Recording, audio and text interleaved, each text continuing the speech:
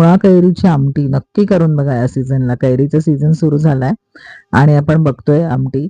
डाळ शिजवून घेतले, वरण करून घेतलेलं आहे शिजवून आणि जिरं आणखीन मेथीचे दाणे घातलेले आहेत तेलामध्ये.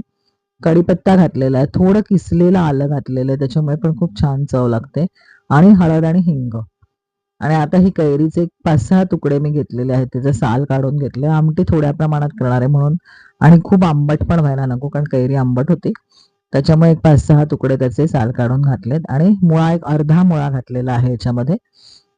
त्याचे साल काढून गोल चिरून घेतलेला आहे त्याला आणि तोही फोडणीत घातलाय.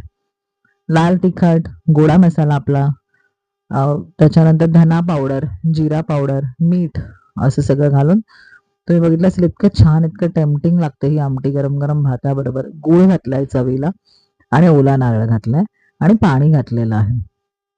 आंबटपणा कैरीचा बॅलन्स व्हायला गूळ घालावा लागतो. तुम्हाला स्किप करायचं तुम्ही करू शकता. आणि आता त्यात शिजवलेलं वरण घालायचं आणि छान दणदणीत त्याला उकळी आणायची. गरम गरम भाताबरोबर ही आमटी अतिशय अप्रतिम लागते. कोथिंबीर घातली थोडी चिरलेली.